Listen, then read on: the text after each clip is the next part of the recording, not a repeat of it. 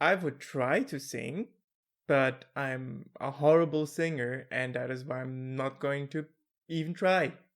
The problem is that Songbird Symphony doesn't really work without music, but if you watch my videos or watch me, you know that I don't have background music simply because I don't want to deal with the music copyright shit. And I think most of the times it's really difficult to implement the right type of music in your videos. And a lot of YouTubers don't do it correctly. What I want to say is that there will be no music in this review, but let it be known that Songbird Symphony has really nice music. My favorite song being the sad song from Cassie. Songbird is a mix of Bop-It, yeah, the physical game, Guitar Hero, a puzzle platformer, and a musical. And if you think that doesn't work, you're wrong. It works, and my experience was really pleasing. I see myself out. As tradition, we have to look at the main menu. It has pretty much everything you need. You have your typical continue, new game options, extras, and quit button. The only thing that bothers me is that I can use my mouse, which is fine because most of the time I was using controllers anyways. The settings menu looks pretty good as well. We got the individual sound sliders and a full screen remote button. The only things missing are the master volume slider and the resolution options, which seems to be the thing that nobody cares about. I, on the other hand, will never give up my crusade to have menus with all the features that I want, but Songbird, you get an A for your menu. There's still things to do, but it's fine so far. As soon as you start the game, you are introduced to the main mechanics of the game. The repeat after me, Bop-It, Guitar Hero hybrid. It works as follows. You hear a piece of a song, and then the game expects you to hit the notes on the rhythm.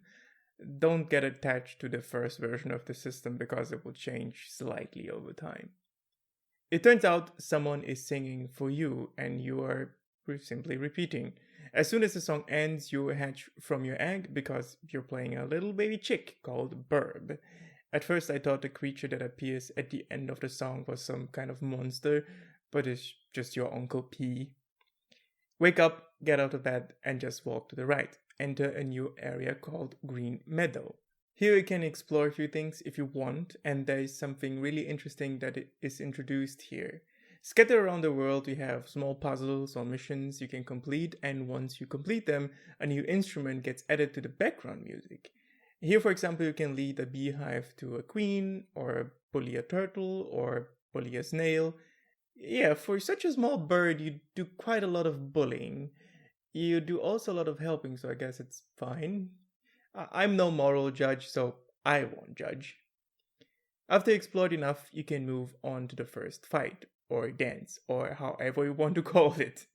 This dance happens with your Uncle P, who is basically your adoptive father. Turns out this game is actually a musical, and that's why it's called the musical. Oh, yeah. I noticed that while writing the script. So reading the script now doesn't make any sense because I already noticed it.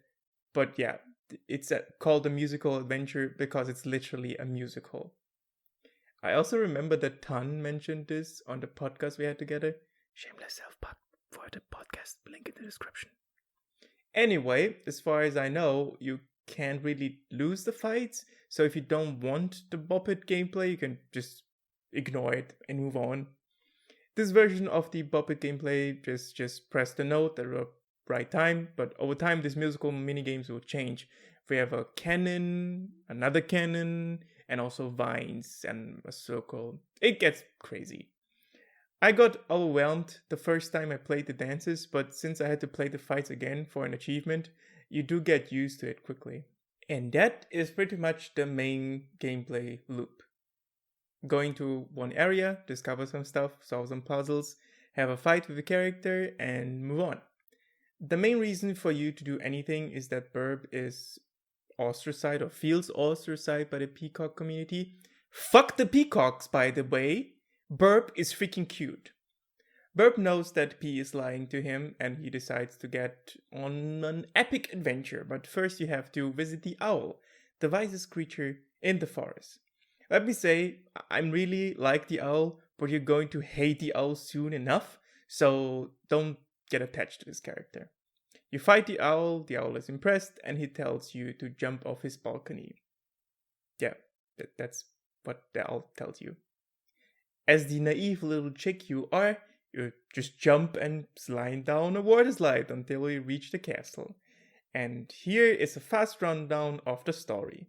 Meet the Rooster King, who is a small chick, and go get his chair. Meet Egbert, your companion. Get the Rooster King's chair from the woodpecker and help him. Fight the Rooster King and leave the forest and meet the magpies. Back to the owl, down the cavern. Meet Cassie, lover by the way. Go to the casino and fight the loving birds. Mr. Puddingty for a mockingbird joke here by the way. Stop them for bullying Cassie. Back to Cassie and sing with her. Confront the next magpie and go back to the owl. Onto the beach, which is beyond the cavern. Get the food for the chef. The chef is a seagull, I think. Dance with the chef and climb the mountain to get to the penguins. Dance with the dancing queen. Dance with the chef and the queen. Confront the last magpie and back to the owl where he fucking betrays you. Yeah, I said you shouldn't get attached to this character, he's a fucking prick.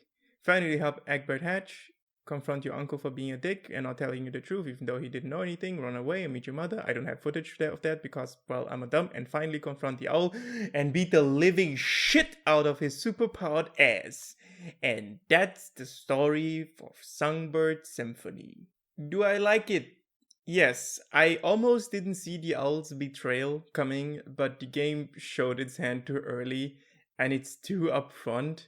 If I could change something, I would hold off a little bit. The dialogue, making the magpie seem evil and leading us the wrong way for far, far longer. The other thing that I would like to see, maybe in a sequel, voice acted lines and singing. You have those intermezzos in the fights, which is basically a karaoke session, and every time one of those came around, my mind was singing those lines automatically. It will be the perfect place for the birds to start singing, making this more like a Broadway show than it already is.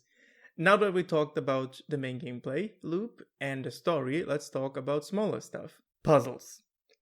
Puzzles are not difficult, which is a good thing. I don't like puzzle games, I don't enjoy them, but if I can solve those puzzles, so can you. They work fairly straightforward, but they have one small addition, which is a rhythm platform.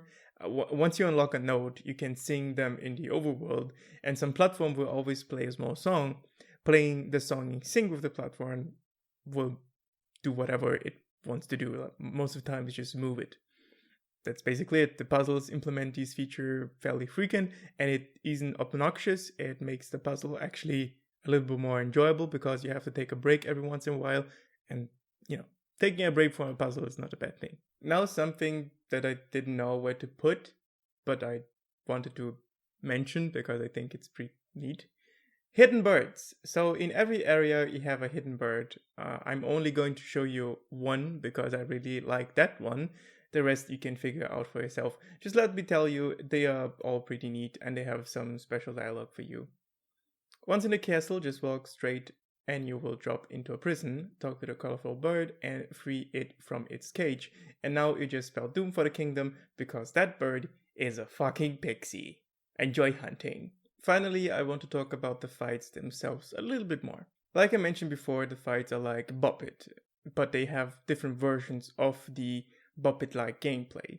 For example, one is a cannon, the other one seems to be a normal Guitar Hero board. You have also notes on vines.